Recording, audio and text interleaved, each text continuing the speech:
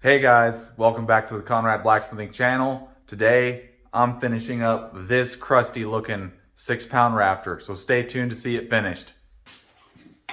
Okay, so first off on this thing, guys, I gotta brush this thing off. It is fresh out of the heat treat oven, and this thing is nice and crusty.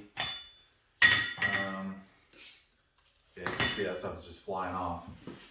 Grab a pair of tongs here.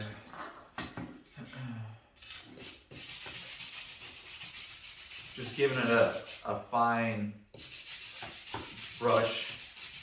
brushing will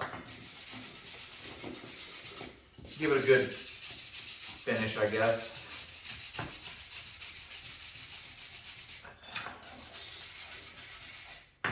Okay. Here's that head now, nice and finished, good. Not super crusty and nasty. Next up is grinding.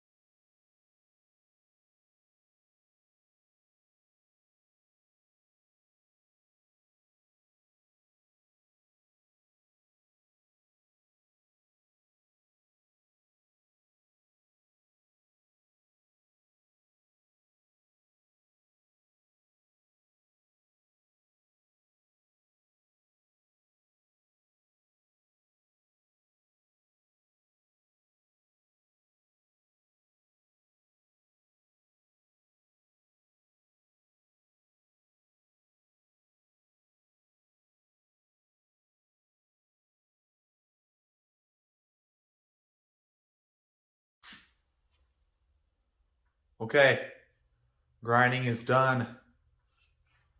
Polishing's done. I didn't film the buffing, it's just buffing. Yeah.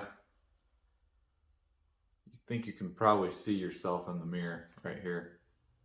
That way, maybe on the pole too. Definitely not a perfect mirror, but whoever's gonna be using this thing is not gonna let the mirror last very long. This is a corn-fed son of a gun right here.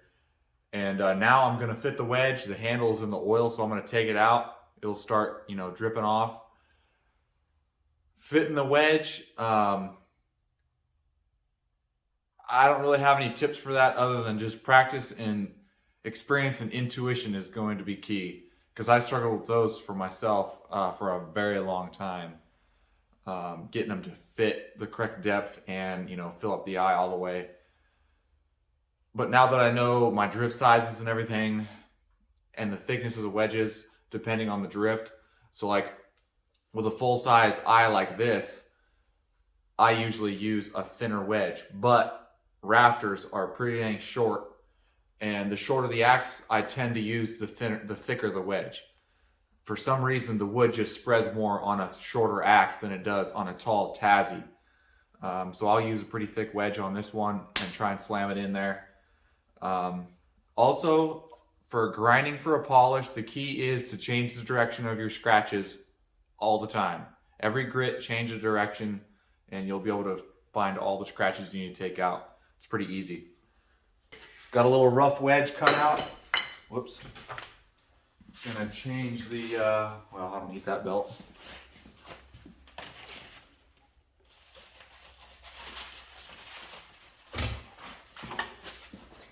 Gonna change to flat platen and put the dust collector pipe up to the platen.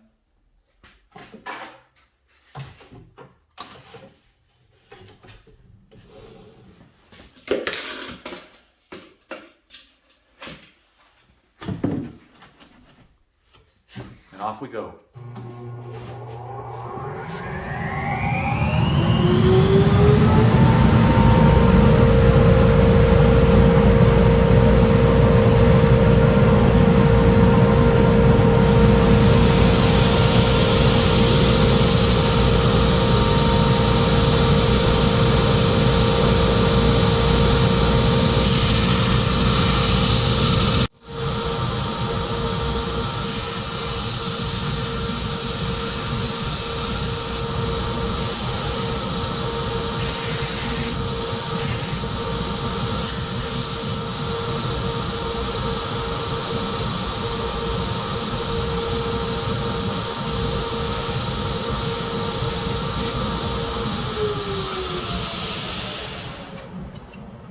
Okay, so this one's a little bit short.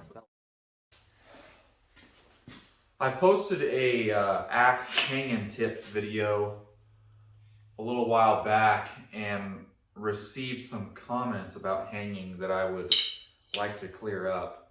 I guess I use an unconventional method for hanging, but it's one that I found gets axes tighten up but they never get loose. I've never had an axe or a customer come to me with an axe that got loose, and I've never had my own axe get loose. I've only had the handles break, which is kind of inevitable. So people, or a couple people I guess, had an issue with how I hammer this wedge in. And what I'll do is, once that wedge is tight, I'll hammer this in.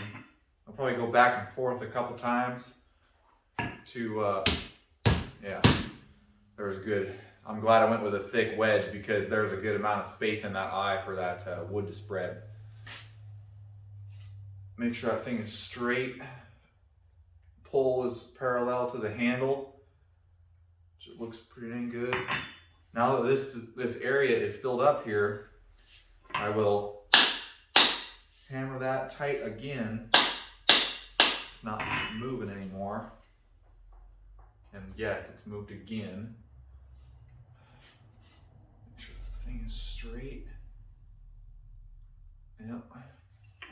Then I'll go back up here, hammer that as far as I can.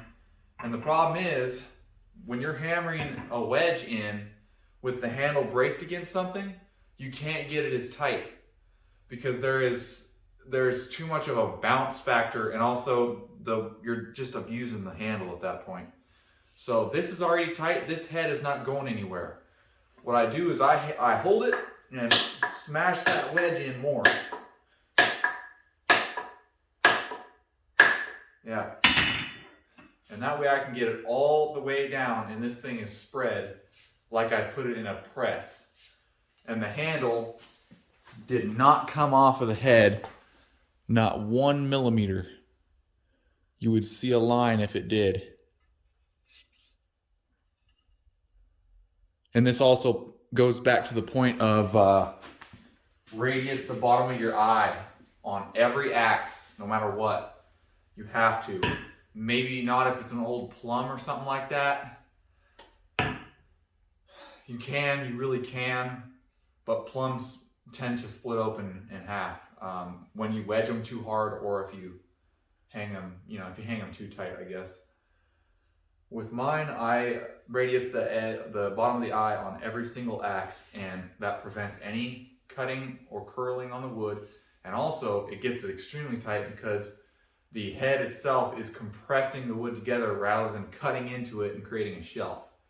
On the top, I don't worry about that because if it cuts into it and creates a shelf, that's actually good because that is cutting into the wood and it's not going to come out. So the main point of fitting the eye on the bottom is that it's actually tight before you put the wedge in. And it's way easier to get a tight fit up with a radius eye than it is a sharp cornered eye. So here's this guy. I think it's a 29-inch hickory handle, maybe 28. And I'm gonna get this thing ground off and smooth out on the bottom and it'll be done. Let me show you the spreadage I got on this wedge right here. That thing is wicked. Wedge is seated all the way down, and the wedge did not crack at all actually this time, which is pretty dang nice. Good wedge fit up in the front and the back. So I just wanted to clear up those comments. Me hitting the wedge while I'm holding it like this does not loosen the head at all whatsoever. It never has, and I've been doing this for 2 years. Probably actually over 250 axes hung like this. And I've never had one come loose. Never had an axe come back to me from a customer because it's loose. Never had a customer let me know that their axe got loose.